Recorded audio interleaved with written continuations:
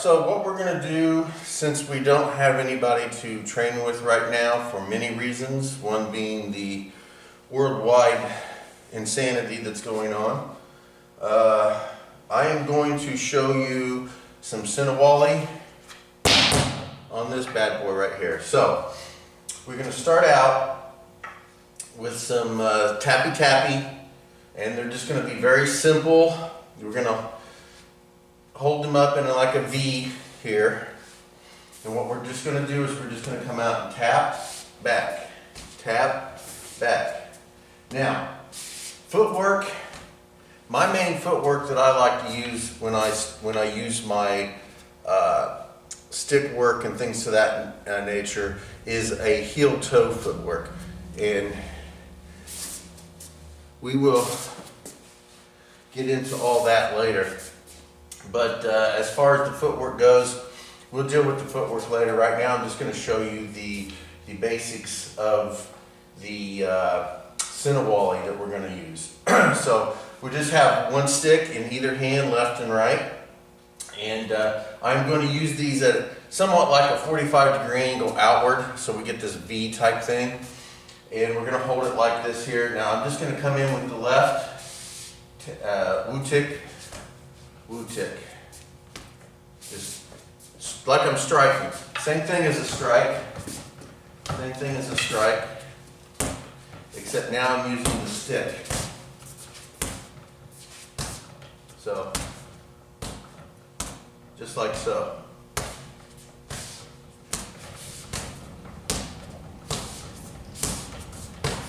Try not to put a lot of footwork into this. Just like so.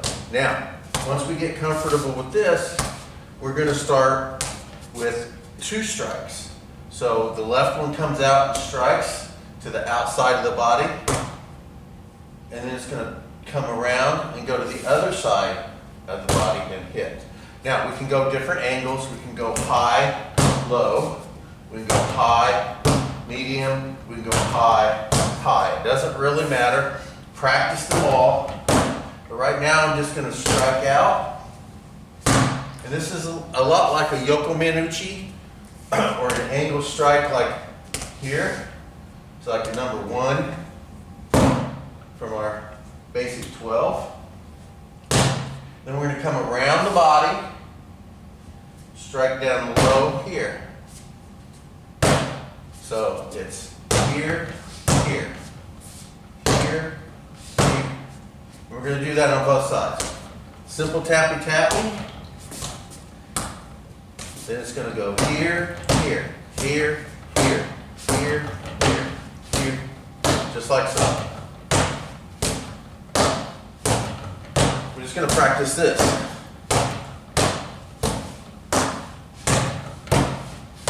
A little heel toe footwork.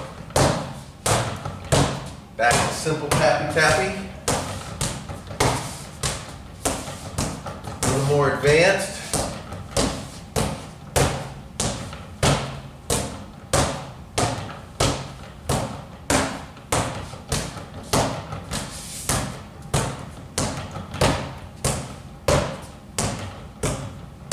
We'll go to medium, high medium, high high.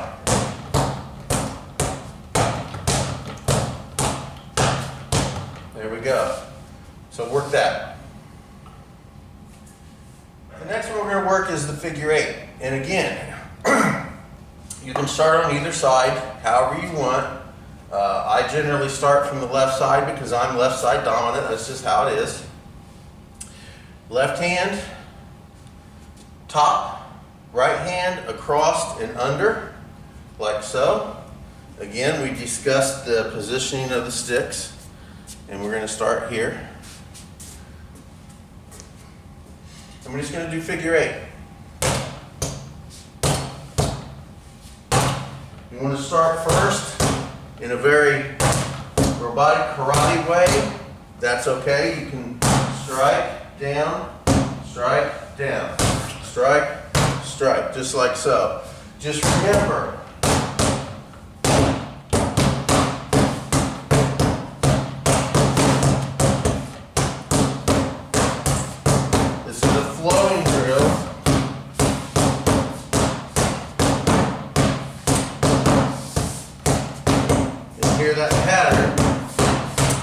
like you can make different tempos. Or any way you want.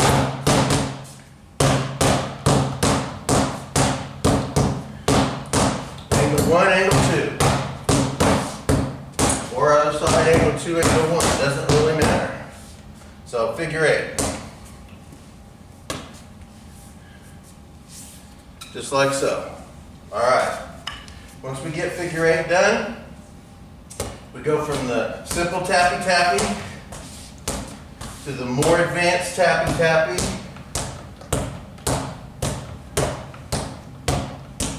To the figure 8s. Now we're going to go into Heaven 6. Heaven 6 is like we did before. It's very simple. Again, I'm going to start on my left side. We're going to go top hand out, across the body. Bottom hand out, across the body. Top hand out, back under. Out, out, out, under. Just like so. Very simple. 3 little simple moves. Top hand goes out and around, like so. Bottom hand follows. Top hand goes back out and hits with a woo tick, back under. So we've got lob tick, woo tick, lob tick, woo tick, back under. Just like so. So there we go. Just like so. So we have angles 1, angles 2, and then a straight middle 3 or 5, depending on which side you go. You're going to have your 1, 2, 3, and 4. So 1, 2, 3, 4. These are the angles that it's going to be working. So 1, 2, 3 or 4. 1, 2, 3 or 4, just depending on which side you work. It depends on the angles. 1, 2, boom, 4.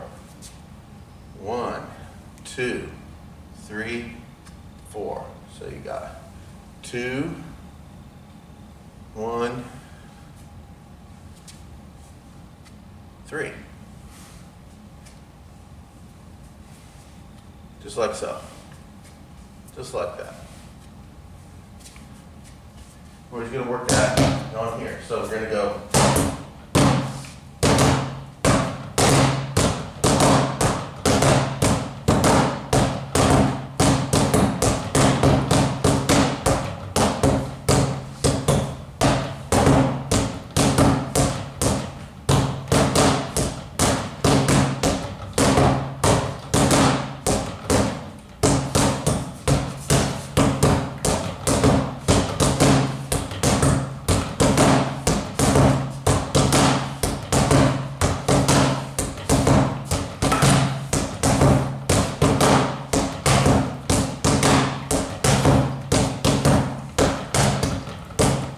Flows. Boom, boom, boom, boom, boom, boom, boom, boom, boom, boom. Just flows through.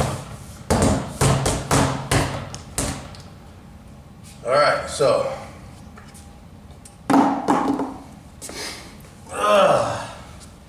We got tappy tappies.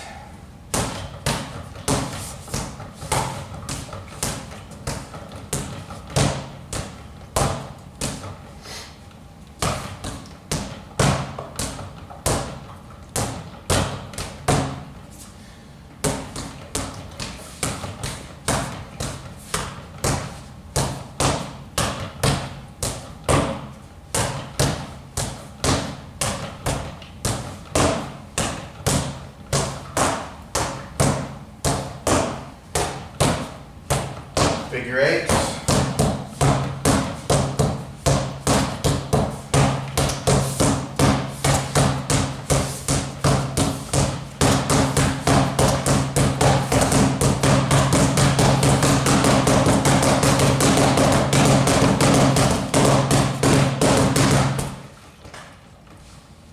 And we have having 6.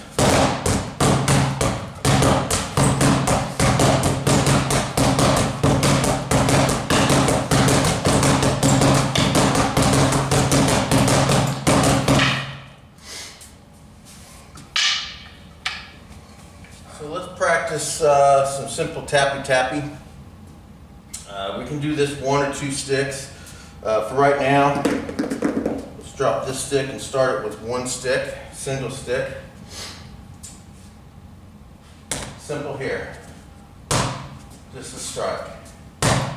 Sit, just like this. Works just like getting a punch.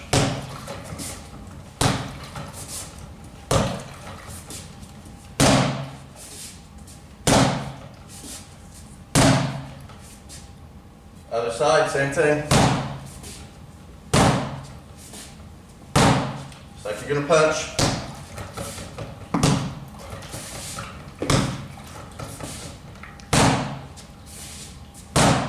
Simple. All right. 2 sticks, same thing.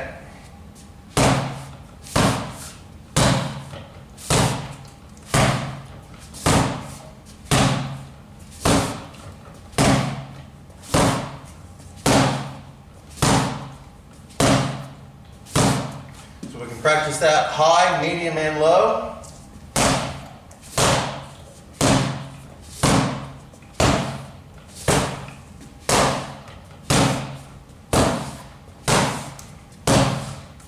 And every variation in between. So make sure you practice that in all variations. High, medium, low. Both high, both medium, both low. And then work your way up, alternating.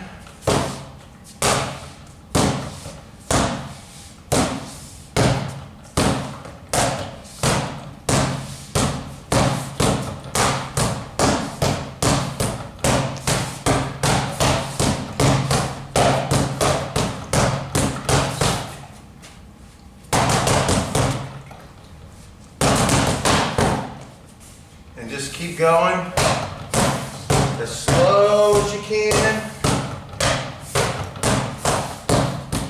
And then just pick up speed.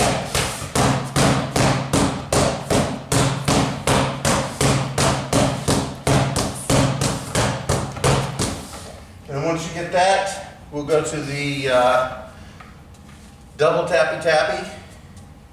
But practice that until you're quite proficient.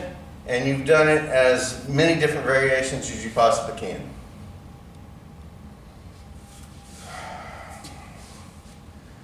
All right, so once you get the single stick tappy-tappy or the 1 strike tappy-tappy, we will move into the double strike tappy-tappy. And it simply works by striking one side of the body, using the same stick coming around, striking the other side of the body. Again, we're going to work a very simple 1 strike, 1 strike, 1 strike, 1 strike. You can keep this high, medium, high, low, however you want, but get proficient at working it one single way. I suggest you start high-low and just keep working it. And then once you get more proficient with just the high-low, then you start interpreting the angles where you go high, medium, medium, high,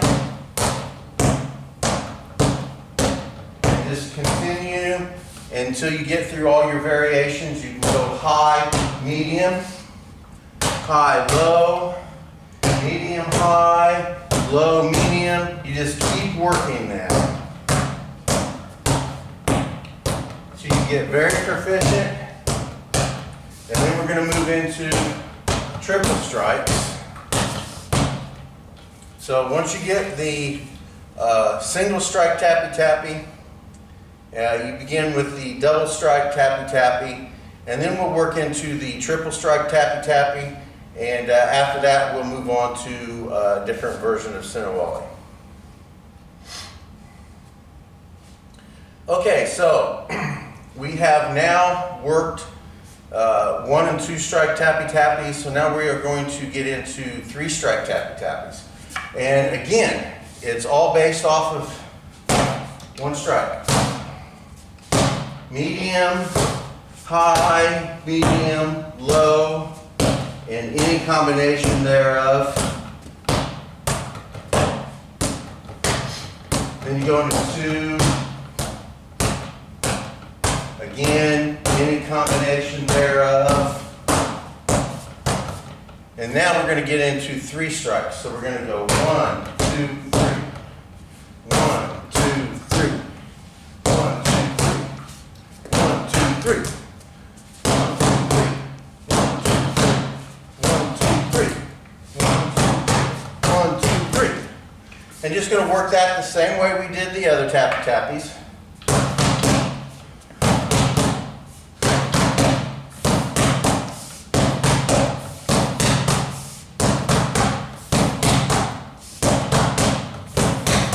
Alternating sides and alternating angles.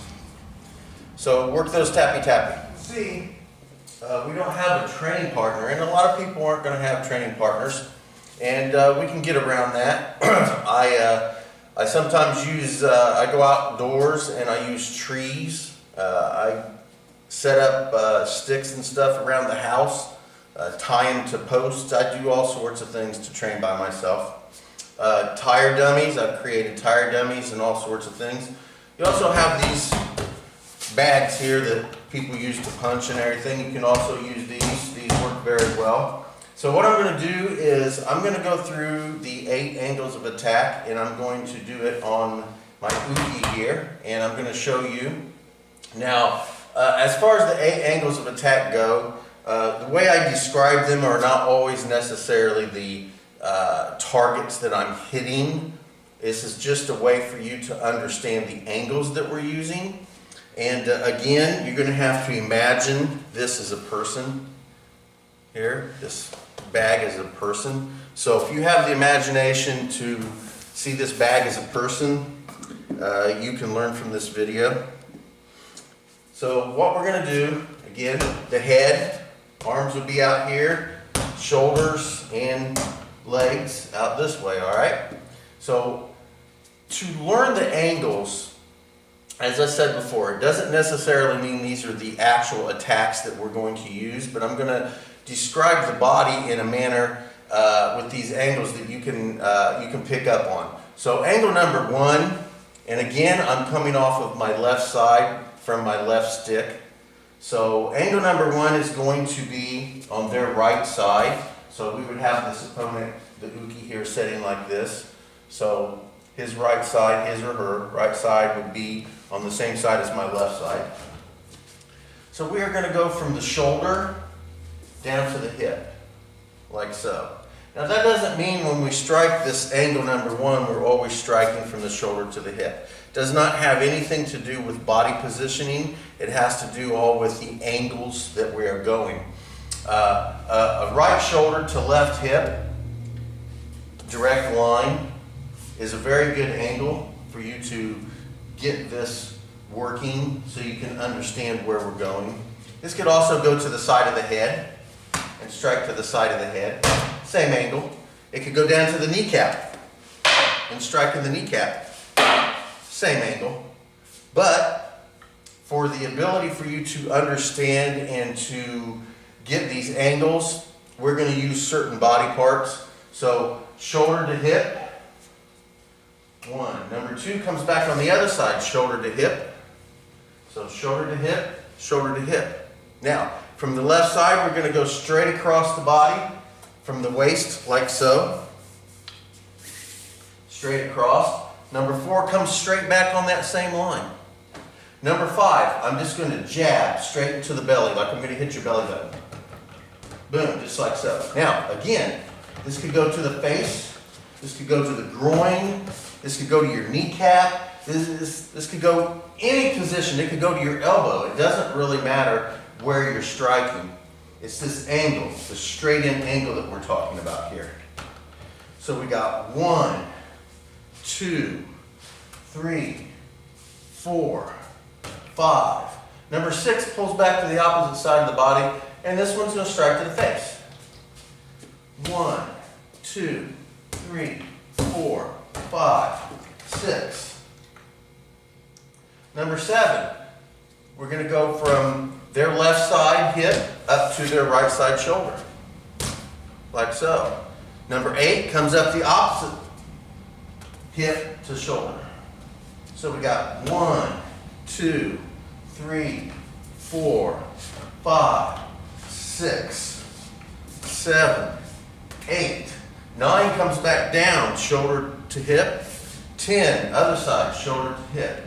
11 goes straight up the body, groin, straight up the body, groin, nose, right up.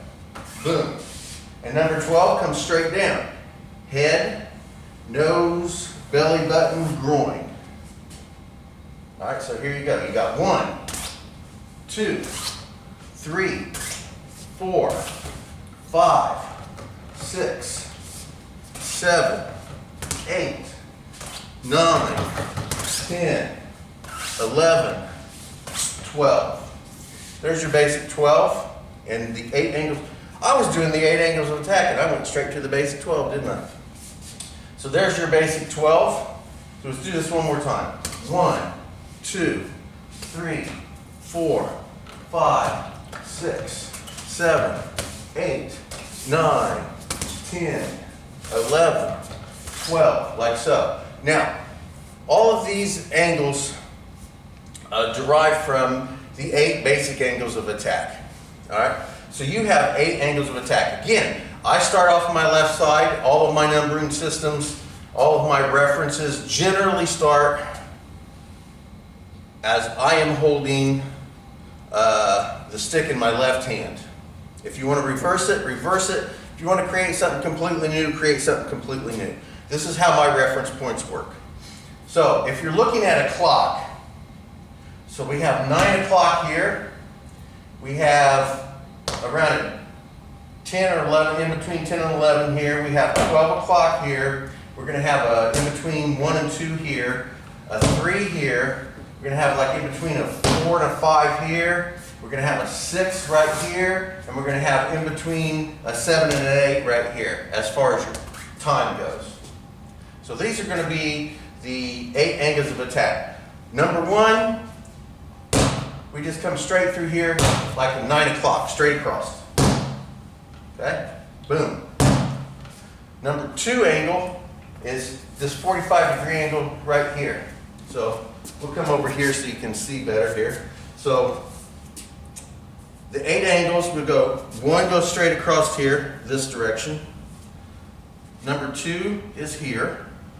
Number 3, straight down. Number 4, on the opposite side of the body at this angle. Number 5, straight across. Number 6 goes straight up. I'm sorry, at a 45-degree angle. Number 6 is a 45-degree angle this way. Number 7 goes straight up. And number 8 is a 45-degree angle on the other side, going up at an angle like that. So those are the 8 angles. You have angle 1, angle 2, angle 3, angle 4, angle 5, angle 6, angle 7, and angle 8, just like so. So you have an asterisk on the human body. So the asterisk is a very, very important symbol that we use in my system. It works in multiple dimensions. You can place it on the floor, and it works as a base for just moving this direction, this direction, this direction, and you can use these angles. So you have angle 1, which would be straight across here, going this way. Angle 2 is this 45-degree angle right here. Angle 3, here, 4, here, 5, here. 6 is an angle back. 7, straight back. And 8, this angle here on this side. Or you can do it as a person is standing and it's in front of them like this, and you have your 8 angles. You can have it from above. You can have it in many, many different dimensions. But the asterisk is the symbol that we use to indicate the 8 angles of attack. And again, if you want to renumber them in any way, shape, or form, feel free. Just whatever you decide to do as far as your numbering system on the 8 angles, just kind of stick with it. Once you find something that you like, just stick with it and just maintain that so that everybody understands what you're saying. Again, mine is based off of left. Left dominant. Most everything that I do starts from my left, regardless of what it is. So I just immediately went and called this one the first of the 8 angles, simply because it was just the way I think. All right, and instead of mixing them up, going around like you do the basic 12, this one's 1, this one's 2, this one's 3, this one's 4. Instead of doing it like that with the basic 8 angles, I figured I would start on my left and just work my way up and around into this circle. And I figured it would be it would be easier for everybody to learn and understand. So 8 angles of attack, you have 1, 2, 3, 4, 5, 6, 7, 8. So there's your 8 angles right there. Those 8 angles work into the basic 12, and that's generally how I use my numbering system with most everything. I don't say, hey, give me a number 1, and I talk about the 8 angles of attack, which is actually a number 3, like this here. 1, 2, 3. Because then when you repeat it, your basic 12 becomes completely different, and you're using multiple numbers for the same thing. Instead of 1, 2, 3, 4, 5, 6, 7, 8, 9, 10, 11, 12, you may come up with, 3, 6, 6, 12, 1, 3, 2, 1, 8, 7, and it gets confusing. It really does. I tried it in the early days, and it got too confusing. So angle number 1 is this angle. Angle number 2, here. Angle number 3, angle number 4, angle number 5, just like so. Now, angle number 6, which is really just a number 5 from a different position. So this number 5 and this number 6 is really the same angle. And if you understand that, then you're way ahead of a lot of people. So here is a number 5, like so. If I say number 5 on your basic 12, right here. Number 6 on your basic 12 pulls back, shoots up here, just like so. So 5, 6 are all the same angle, just different levels. 5, 6. Now number 7 comes up, number 8 comes up. Now you've already got all the 8 angles of attack in here. The 8 angles of attack are already covered, so we repeat some of them. You got 1, 2, 3, 4, 5. 6 is a repeat. 7, 8. Okay? Then you have 9 as a repeat. 10 as a repeat. I'm sorry, 9, 10 as a repeat. 11 goes straight up. 12 goes straight down. So 1, 2, 3, 4, 5. Repeat 6, 7, 8, 9 is a repeat, 10 is a repeat, 11, 12. There you go. You're going to have repeats. If you have 8 angles of attack and you have 12 strikes, there has to be some repeating there. Just can't get through. Math is math. Math is math. If you're going to have only 8 angles of attack and you have 12 different attacks, you have to repeat at some point in some way. But you can variate those between down here, up here, one side of the body versus another side of the body, things to that nature. So there's your 8 angles of attack and your basic 12. So again, let's run through, there we go. Let's run through the 8 angles of attack. 1, 2, 3, 4, 5, 6, 7, 8. There you go, the 8 angles of attack. The 8 angles of attack placed into a basic 12. 1, 2, 3, 4, 5, 6, 7, 8, 9, 10, 11, 12. Right there. Now, when we practice these, a lot of times we get over exaggerated, and I'm way out here, and I strike out, extending. So I have 1, 2, you'll find people do this. 1, 2, 3, 4. See how exaggerated and wide those are. When you're learning, and you're learning these angles, it's not a good thing that you get so exaggerated, but it does happen. And if that's what it takes to learn the angles, there's nothing wrong with it. It's going to create issues later on when you start confining yourself. You should be able to do all these techniques. We used to say phone booth. You have to be able to do all these techniques in a phone booth with your uke, with your opponent. You have to be able to do these in a phone booth. Now, a lot of people don't know what a phone booth is anymore. There's a lot of people out there that's never even seen a phone booth. So you take one square of these mats, and you should be able to do every technique with an uke in this square. You should be able to do that in those squares. You should never have to leave this square to do your techniques and defend yourself, defeat your opponent. So, when you're out here doing these wide angles, okay, it's not wrong. There's no such thing as wrong. If it works, it's not wrong, plain and simple.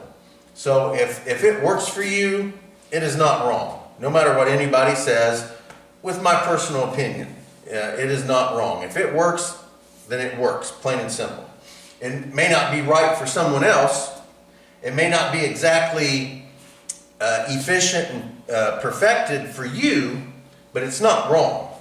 So anyway, if you get wide, and you notice you're getting wide, and it happens to everybody, just start shortening things up. So you should be able to be in here 1, 2, 3, 4, 5, 6, 7, 8, 9, 10, 11, 12. Right there. You can still do these techniques even with a stick. Even with this stick. And this stick is about, I don't know, around 23 inches long. And I can still stand nose to my uke and still do this right here. Nose to nose. Like literally nose to nose. And I can still 1, 2, 3, 4, 5, 6, 7, 8, 9, 10, 11, 12. Plain and simple. So, now, I'm not saying that that's something that everybody has to do, but I'm saying that you can get proficient enough to do that. So there's your 8 angles of attack and your basic 12. Right, so we just discussed the 8 angles of attack and the basic 12, and I went through them on my uke here. I hope that it was videoed. May not have actually videoed that entire thing, but regardless. So when you're doing these 8 angles of attack and basic 12, so real quick, I'm going to run through the 8 angles of attack with you again on my uke here, and then we'll run through the basic 12 real quick. And we used to say that you should be able to do these techniques in a phone booth. Now, a lot of people out there don't know what phone booths are now, so just take one square of mat, and you should be able to do all these techniques in that square with the uke in there with you. So anyway, the 8 angles of attack, we've gone through the 8 angles of attack a lot. It's very, very important that everyone understands the angles that we're working and how this works. So we have 1, we have 2, 3, 4, 5, 6, 7, 8. So basically, and I work everything off of my left hand. It's just how I do it. Left hand across the body at the waist, 1. And we're working off of a clock system here. Number 2 is a 45-degree angle on the left side down. Number 3 is straight down from the head. Number 4 is off of the far side or the right side, 45-degree angle. So 1, 2, 3, 4, 5, 6, 7, and then 8. So there's your 8 angles of attack. Your basic 12 are just simply a combination of those 8 angles in a format of 12 movements. And then once we get the basic 12 and the 8 angles of attack down, and you're very proficient with them, then we start working Sinawalli. Sinawalli is, it means to weave, and it is single stick or double stick techniques, or I don't want to use the word forms, but they are prearranged angles that feed your uke so that they can feed you, and it is very prearranged.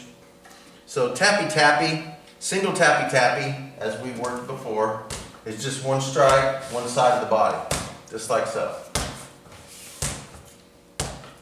And again, different levels. And we can work these levels in variations. While one does a high, another one can go medium, then back to low, or low, high, medium. Just whatever different arrangements that you can come up with to vary these. And then once we get one single strike tappy tappy, we work into 2 strike tappy tappy. So we work one side of the body and other side of the body with the same stick.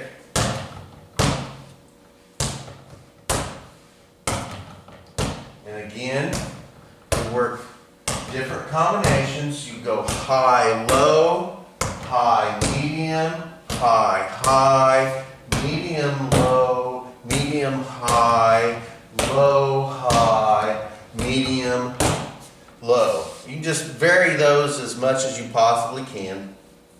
Once we get done with single, double, then we start working triple tappy tappy.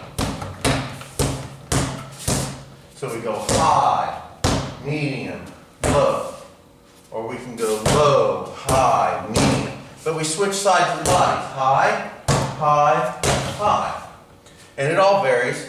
High, high, high, medium, high, medium. And it just stays 3 strikes. One side of the body, other side of the body, back to that.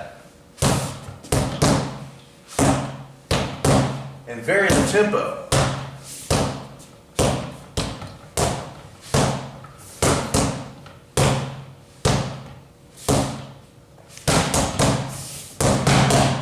Just like so. And all those vary. So there's your simple single, double, and triple tappy tappies. And once we get proficient and comfortable in those, we move to figure 8s. And again, figure 8 is also what I like to call follow the leader. We'll go off of the top hand, down, back to the other side of the body. Lower hand follows that. Follow the leader. And it just figure 8. It's an infinity sign out in front of you. I also like to call it follow the leader. So we just work it just like this.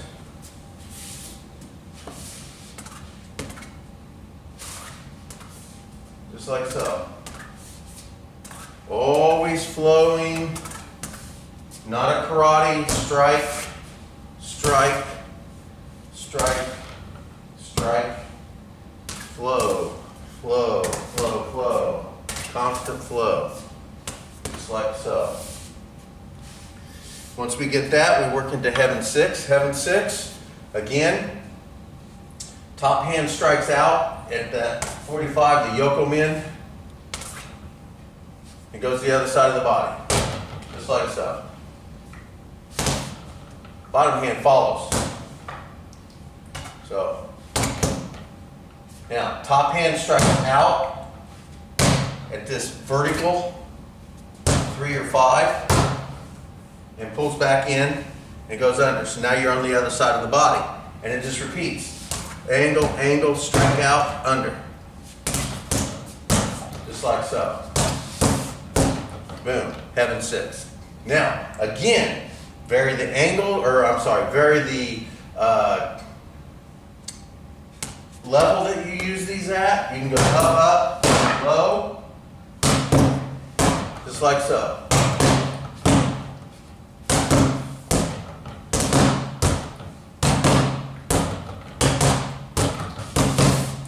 Just like so.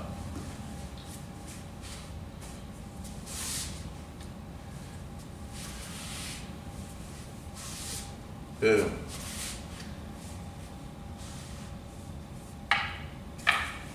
So make sure you practice 1, 2, and 3 tappy tappy. Practice your figure eights and practice your heaven six. And once we get those, we'll continue on. So one thing to understand about all of these Sinawallis and techniques that we're doing with the sticks here are that not only can you vary the level of attack, but you can also vary whether it's Wu tick or lob tick. And again, levels of attack are very simple and basic. You have your upper, your middle, and your lower. And we're just going to stick with those 3. Upper, middle, lower. All right, everything can fall into an upper, middle, and lower attack. Upper attack would be the head, basically shoulders up. Middle attack would be from shoulders to the waist, and lower attack would be waist down to the toes. So basically, you can divide the human body into those 3 categories as far as levels, and we can stick with that. Now, as Wu tick and lob tick go, Wu tick means to strike and pull back. Strike and then pull back. Lob tick is a continuation through, all the way through. So if I lob tick something, I'm going to go from one side to the other all the way through it. And my stick will start on my left, but end on my right, like so. So I'll go strike and it'll go to the other side of the body. Strike, other side of the body. Strike, other side of the body. Strike, other side of the body, like so. This is a lob tick motion, okay? A Wu tick motion will strike and then pull back to that same side that it was on. So I will strike and then I'll draw it back to that position. I'll strike and then draw it back. Wu tick, Wu tick, a Wu tick, a Wu tick, like so. Bam, bam, bam, bam, just like so. Lob tick, strike through, strike through, strike through, strike through. Boom, boom, boom, boom, boom, boom. Strikes through. Now, with a Wu tick, if I'm going to Wu tick the side of their head, strike it, pull back. Strike it, pull back. Strike it, pull back. Wu tick. Lob tick, strike it, go all the way through. Go all the way through. All the way through. So, when we do Wu tick motions, strike, pull back. Lob tick, strike all the way through. Now, when we do our Sinawallis, we can also do lob ticks and Wu ticks with the Sinawalli. So, as I'm doing Heaven 6, for example, if I'm going to strike the side of the head, a Wu tick motion would be strike and pull it back. A lob tick motion would be strike and going all the way through, like so. Now, you can also do a Wu tick where you strike it and then reposition it on the other side of the body. All right, if you notice, there is a difference between this and this. All right, with the lob tick, I'm continuing that motion completely through the head and swinging it like a baseball bat all the way through. With the woo tick, I'm striking it, but I'm stopping it. Now, whether it comes back to this side of the body or whether I reposition it to the other side of the body, I'm still doing a woo tick motion, like so, see? And it pulls back, and then I reposition it. There, see?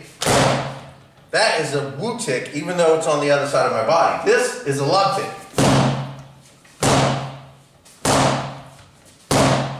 Lob tick, woo tick. So, keep in mind that there's different variations that you can do with lob ticks and woo ticks as well. And this changes up the variations that you can do the heaven 6 with. So when I work heaven 6, I can go strike with woo ticks and then reposition. Strike, reposition, strike, reposition, strike, pull back. So, like so.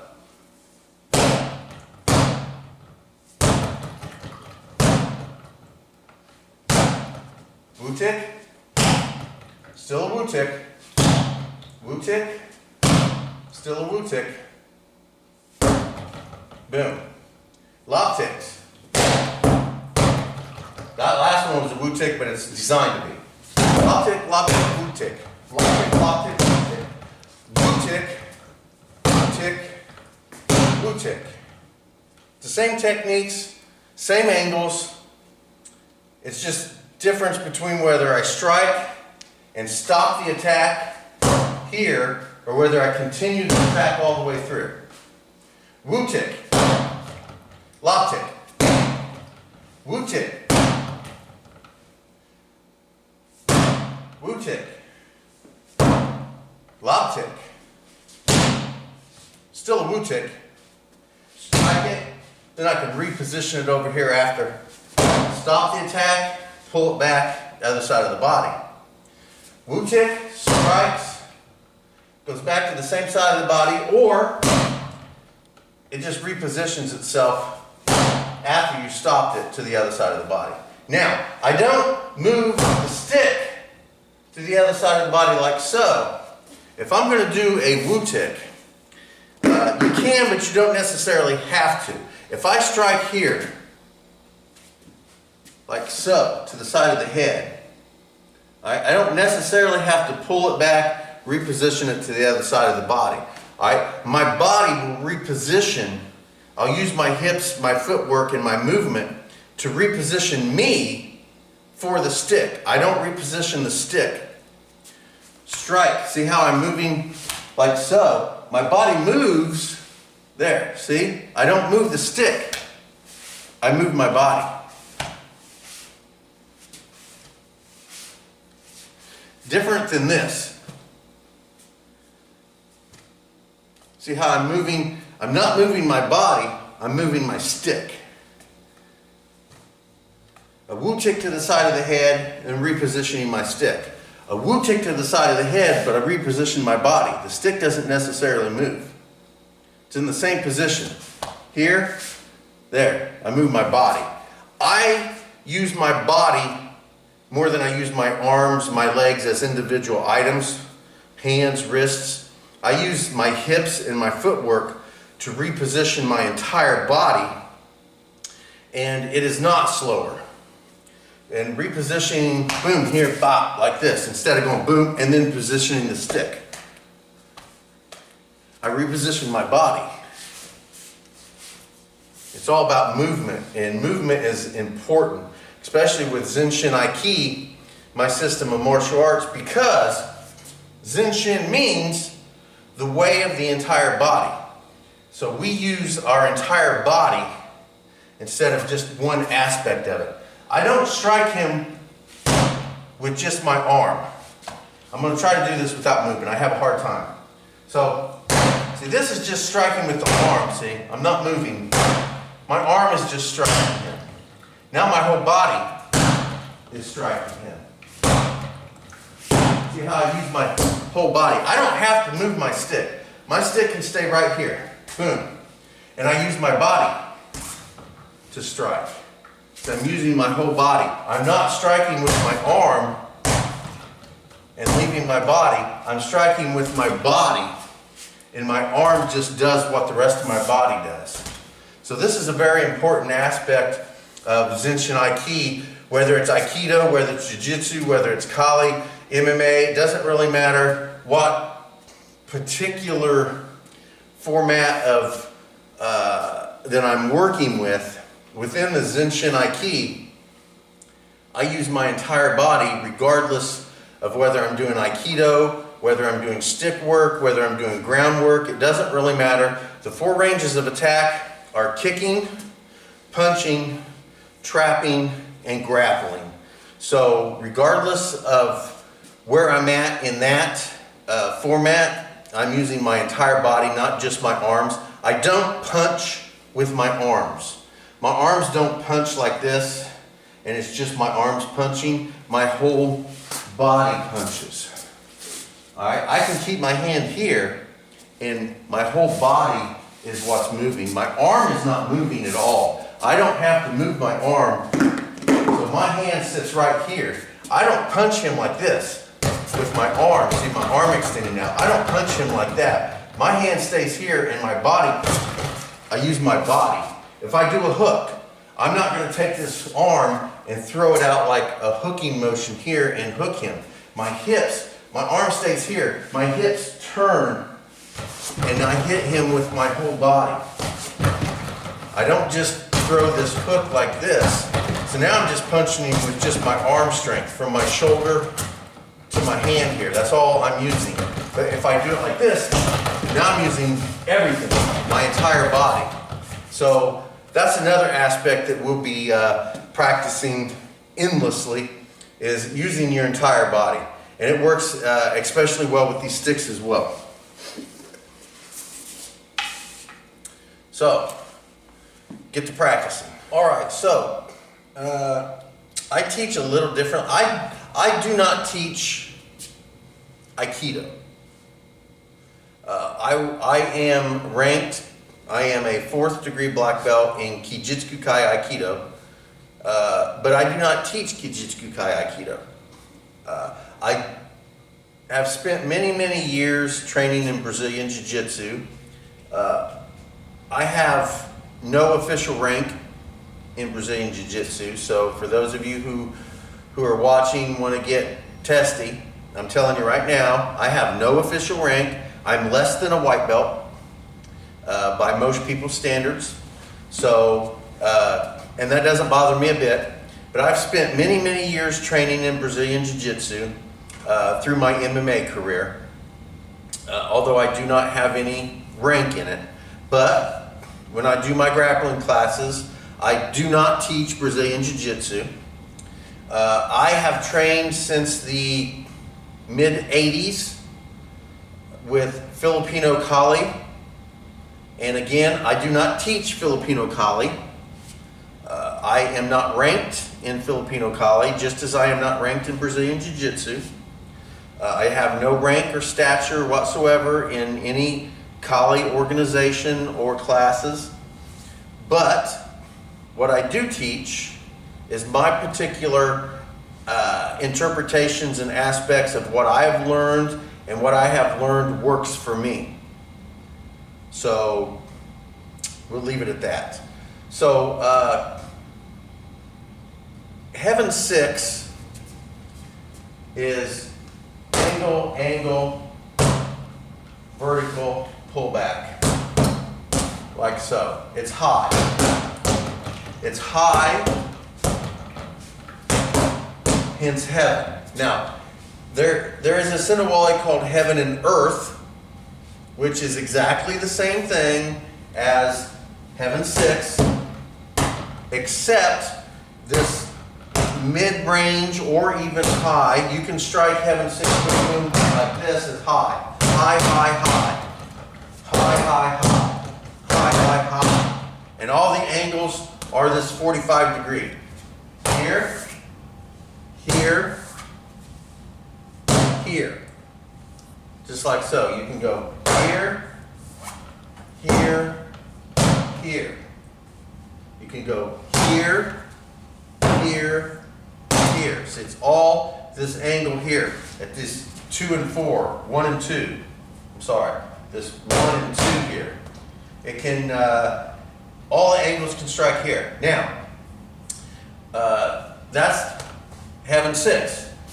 Angle, angle, angle. This is also heaven 6. Angle, angle, vertical. This, to me, is also heaven 6. Angle, angle, low, angle down. Now, in a lot of traditional Kali Eskrima Arnis, we'll teach this as heaven and earth, which indicates up, up, and then a low, down, heaven and earth. So it'll be striking, striking, and then striking down and pulling back.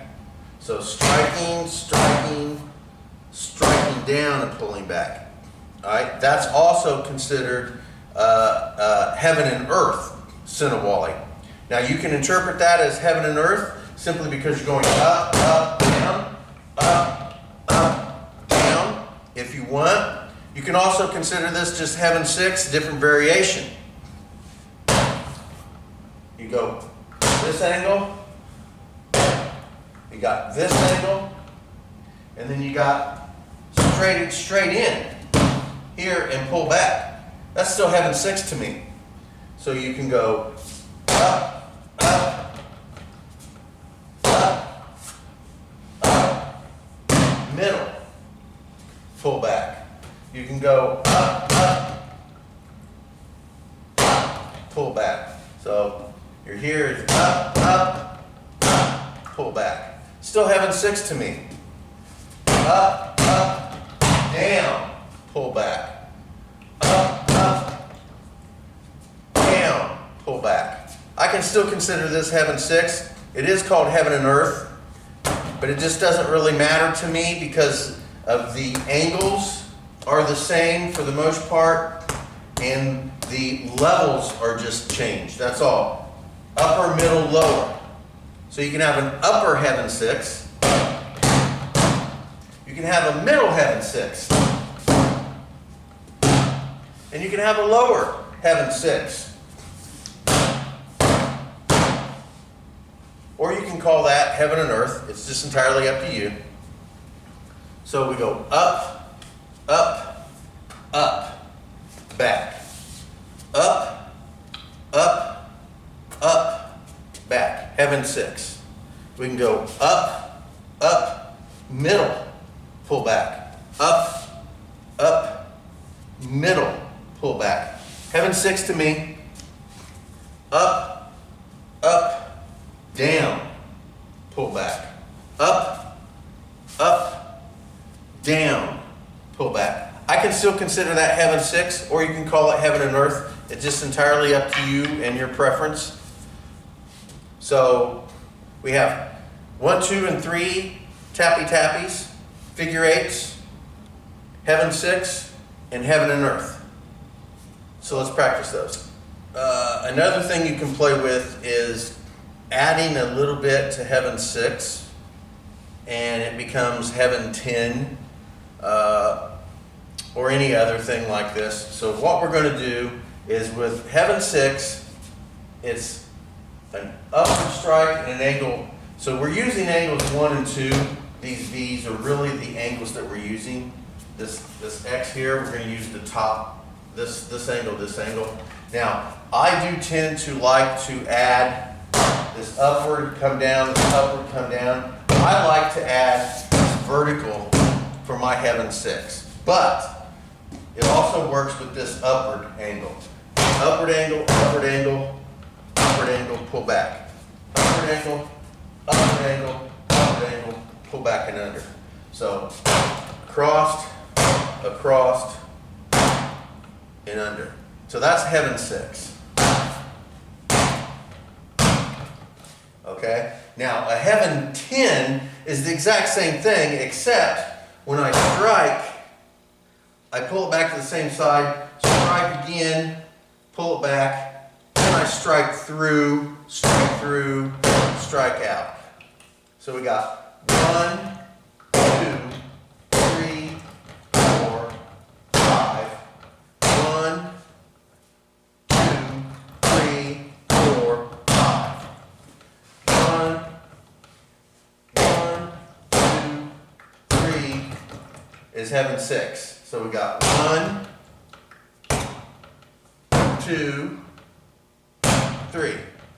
1, 2, 3. But heaven 10 is 1, 2, 3, 4, 5. 1, 2, 3, 4, 5.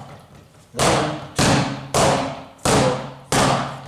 1, 2, 3, 4, 5. So that's the only variation. We just have those extra 2 hits on each side. Here, pull back. Here, pull back. And then do heaven 6. Just like so. There we go. So strike, strike, both those pull back. Then we go through. 1, 2, 1, 2, 3, 4, 5. 1, 2, 3, 4, 1, 2, 3, 4, 5. So there we go. That's a little variation of heaven 6, which creates a heaven 10, and you can play around with that. So that adds one more. If you want to consider that a different one, that would add one more to your Sinawalli. Or you can just consider that a variation of the heaven footwork. Or I'm sorry, the heaven Sinawalli. So we have the heaven 6 and now we have the heaven 10. So we've got the 1, 2, and 3 tappy tappy. We have the figure 8. We have the heaven 6.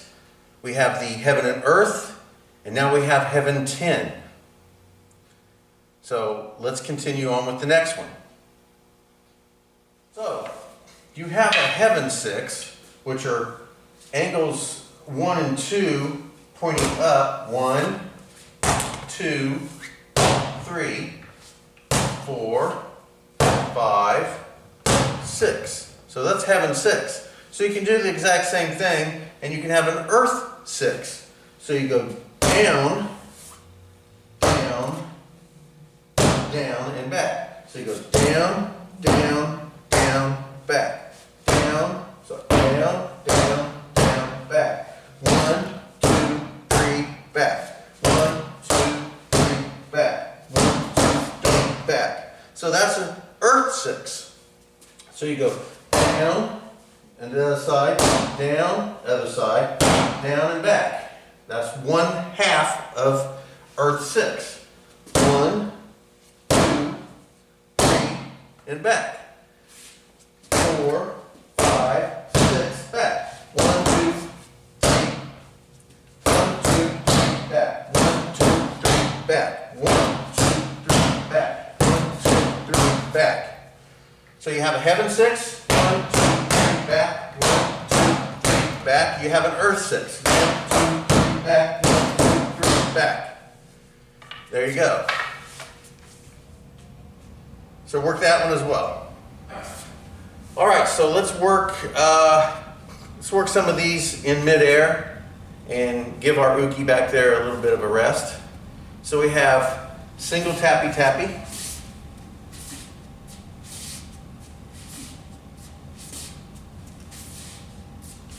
Double.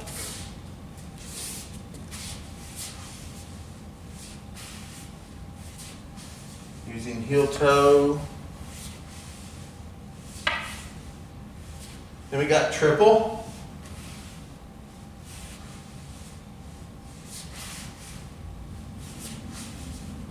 Just like so. And once we get those done, we work figure 8s. So what we'll do is just work figure 8s. Like so. Then we have heaven 6.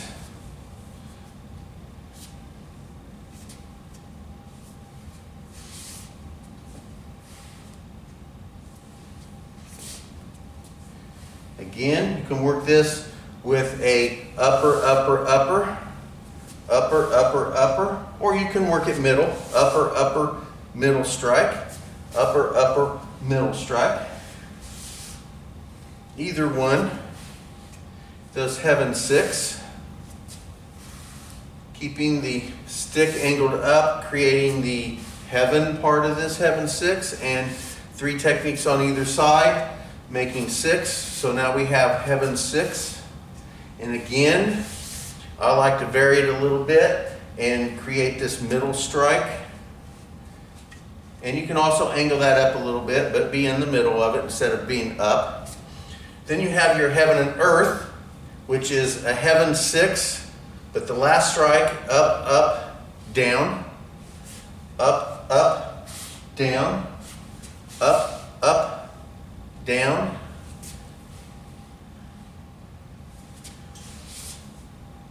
Like so. And again, it can be low. It can also be angled downward, but be in the middle.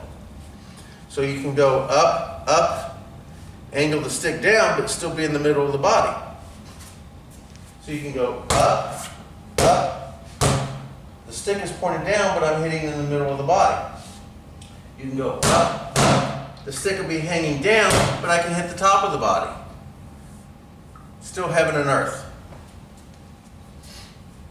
And then you can just do your plain earth 6, down, down, down, down, down, down. There you go. And again, we'll be going down, down, down, down, down, down. So that's earth 6. You can also create these in 10s. Instead of doing 3 on each side, you can also do 5 on each side. So you go out, out, and they'll come back. And then you can do 1, 2, 3, 4, 5.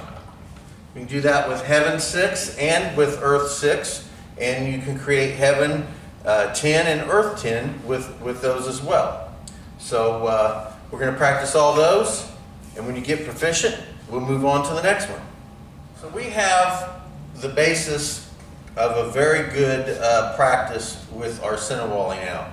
We have 3 tappy tappies, figure 8, we got heaven 6, heaven 10, we got heaven and earth, we've got earth 6, and with all those, you have different levels that you can work on the body. You have your upper, middle, and lower sections of the body that you can work. You can work variations of Wu tick and lob tick, being Wu tick is striking the same side of the body and then pulling back, either side of your body depending. Or we have a lob tick which goes through. So you strike and pull back, or you go completely through. So there are other variations that you can add to the upper, middle, and lower. So you have upper, middle, lower. You have Wu tick, and you have lob tick techniques. Now, we can also vary where you hit with the stick. And this will create even more variation. You can hit with the tip of the stick, you can hit with the middle of the stick, or you can hit with the butt or puño of the stick. And you can do all these techniques, 1, 1, 1, just like that. So you have upper, angled up at heaven with the tip of your stick. You have upper heaven with the middle of your stick. You have upper heaven with the puño of the stick, or the butt of the stick. So you have the same with the medium and low. You can hit left side or right side of the body with either the tip, the middle, or the puño. So there's many, many different variations that you can do just by varying the way you strike, the level that you strike, and what position of the stick you use to strike it with. So add that to your variations. So now we are going to discuss abanico and arco.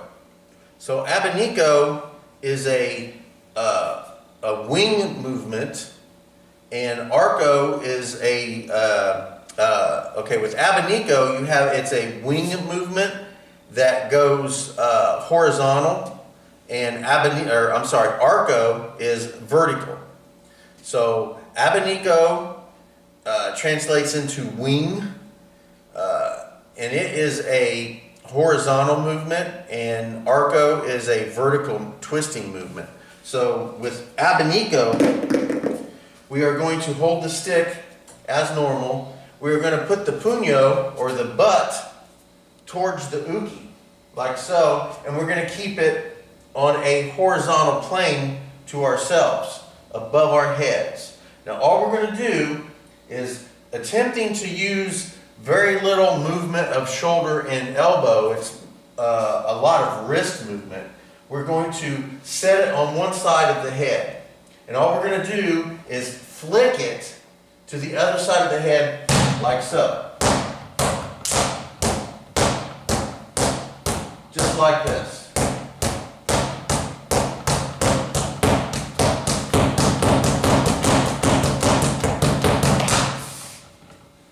That's arco, or I'm sorry, that's abanico.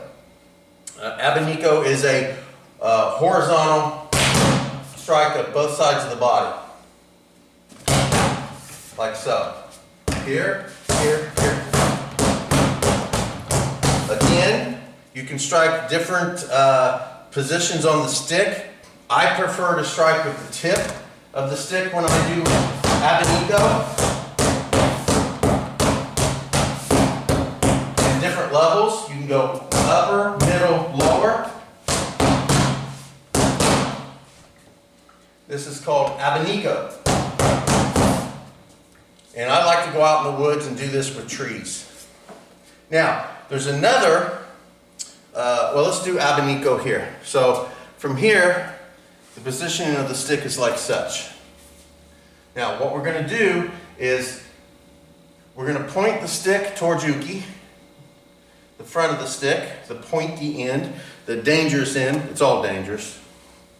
And we're going to whip it around to the other side of the body. Just like so. Now, we're going to use our body. I'm not just going to sit here and flick the wrist with just the arm, because that goes against everything that my system and my ideals work with. So we are going to use a twisting motion of the body.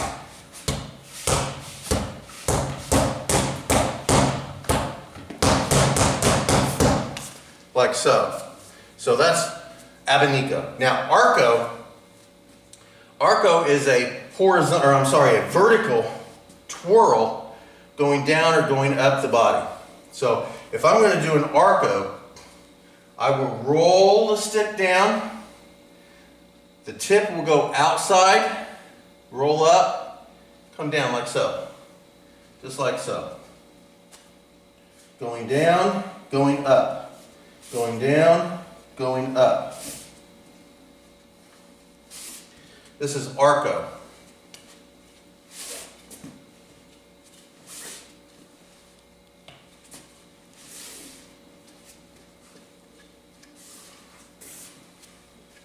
Now, you don't want the fingers to be loose and just flail around out there like this. You want a decent grip. I don't want a death grip on this, because if you hold it too tight, it's a lot easier to be disarmed. But I want a decent grip on this, and when I roll it, I do not want to do this, like this. Okay, this is just going to get the stick knocked out of your hands. It is not...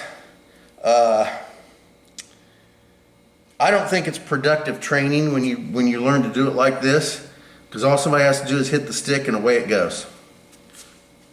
There, boom, boom, boom, boom, there.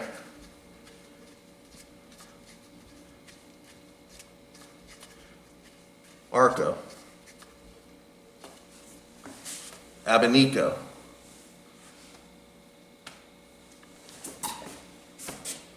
So there's arco and abanico. Practice that.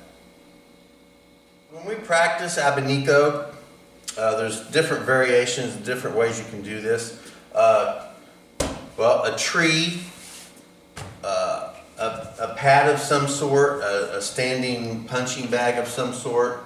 But if you can just have a training partner, just grab the stick with both hands and hold it like so, and then they can, the person that's doing the training can come up and hit the stick like so. You can do it out in the woods with a tree. You can do it with punching bags. You can do it with anything that you can find. But if you have a training partner, just have them stand there with the stick, and then you hit the stick. Now with arco, you can just do that in air. Boom. Arco, abanico. Arco, abanico. Abanico, arco, arco, abanico. And remember, when you do this, make sure you do it on both sides, left and right. I am proficient in both sides. Now I will say my dominant hand is absolutely my left hand. There's absolutely nothing to be said about that. It's true. But you can do it on both sides, and I suggest that all of this training, no matter what it is, hand-to-hand, weapon training, no matter what, that you practice everything equally on both sides.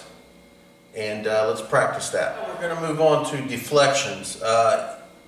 We do not block anything, whether I am doing my stick work, whether I'm doing my ground work, whether I'm doing my Aiki, my Jiu-Jitsu. It doesn't matter what I train or where it originated and where I picked it up. We do not block in Zenshin Aiki. Blocks do not work from my point of view, and even if they did, they cause you more damage or just as much damage as the person you're defending yourself against. And with blocking, generally the stronger person wins, and there's always damage on both sides. Blocking is not, in my opinion, an adequate defense. You can look at any real street fight, look at any mixed martial arts fight, you can look at any tournament fighting, you can look at pretty much any kind of combat sport or realistic combat, and you never see anybody blocking anything. There's no such thing as blocking in real life. You don't do middle blocks, they don't have these, you don't do low blocks, you don't do high blocks. You'll never see anybody do that stuff for real in a real life situation or in a competition. Doesn't work. Watch as many karate tournaments as you want, and you still will not find somebody blocking like that. Now, when it comes to deflections, I do many different types of deflections. I have a pat, which I enjoy a lot, my pats, and I have 3 and 4 count deflections, and I use those a lot. And there's a couple, I have a couple stick work deflections that I use, and on occasion you will hear me say block, but anytime you hear me say block, I do not physically and actually mean a block. It is actually a deflection. So just to get that out. So we're going to work 2 different forms of deflections that I have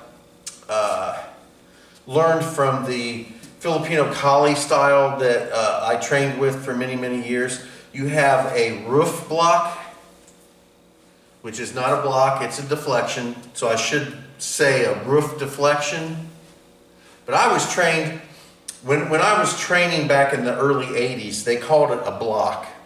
And it just kind of stuck with me, it's in my head. And for some reason, with the roof and the wing versions, I still tend to say block even when I mean deflection. So if I say block ignore that, I mean deflection.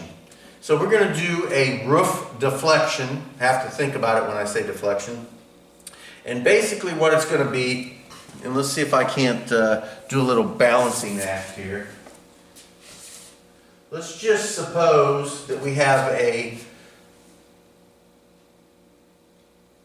angle here coming straight down, like in the 8 angles of attack, this would be number 3 coming straight down, right? So let's just suppose that I have somebody who's striking straight down like so on my head or shoulder area, coming at the straight angle down. Now, if I'm going to do a roof block, and it's a roof block because it looks like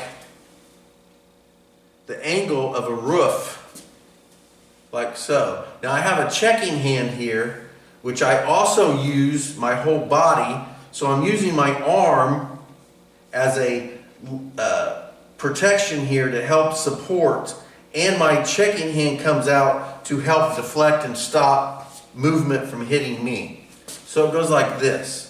Now, when we look at the sword stuff that we work, when we do Boken, Sono Ich, and Sono Ni in the Aiki, you also see this here. Okay? Now, since this is a two-handed weapon, you see it like this. But it's the exact same thing as this. It's just now I have both hands on the weapon. But as you see, when I roll this sword up to roof deflect, I don't leave it sitting out here like this, so when it gets hit, it slams into my body and then injures me. What happens is, as I roof deflect it up, I lay this on my upper arm near my shoulder so that it helps take the blunt of the attack that comes down and slices and then goes away. Now, the same thing happens with the stick. Just so happens the stick is a single-handed weapon, so I have this free hand here. Now, this is the uke, and here's where his hand is, here's his face, and he's coming down in a strike like so, right? Now, since his hand is going to be here, I'm going to roof deflect this, and then I will reach in and hopefully get a hold of his hand. It may not happen. Get a hold of his arm, his elbow. I'll touch him in some manner, like so. So this here is a roof deflection, like so. Here.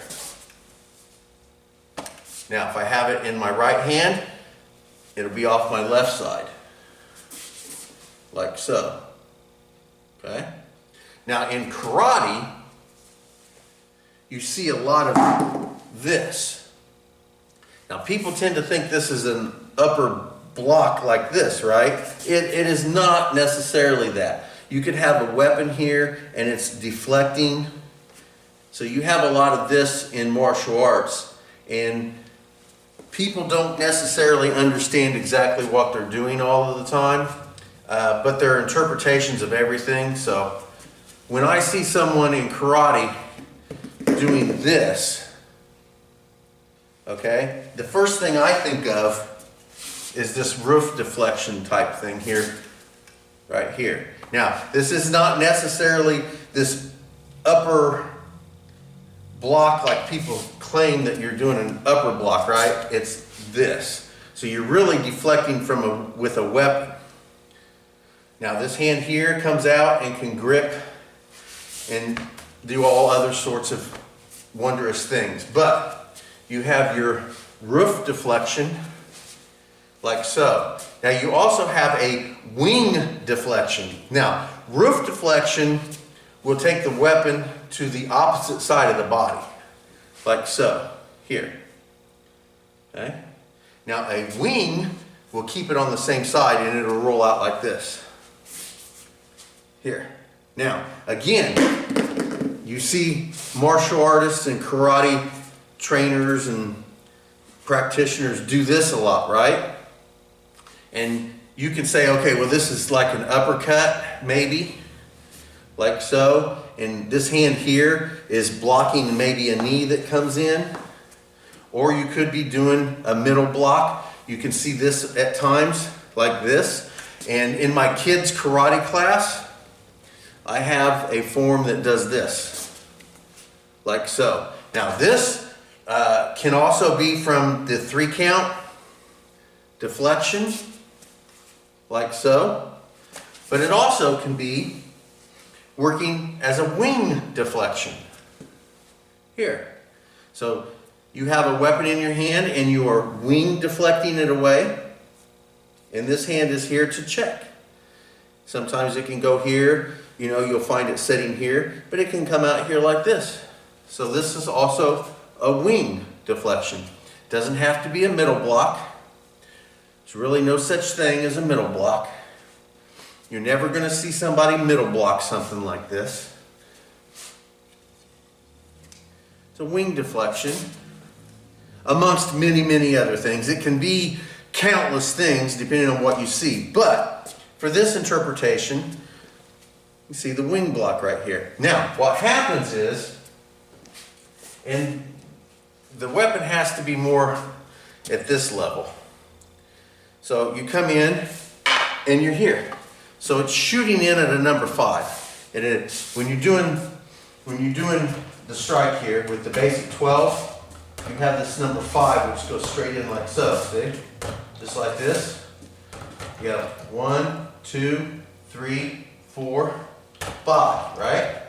So you have a number 5 coming at you. So as the number 5 comes at you, what you do is you wing block this there. See, I said block again. I meant deflection. Wing deflect. And that brings it out this way. If it's coming straight at you, you are rimming at a 45 and wing deflect, and that brings it away from you like so. All right? So there we go. There's 2 different deflections that I get from my stick work that I incorporate into everything that I do. I have a roof deflection and I have a wing deflection.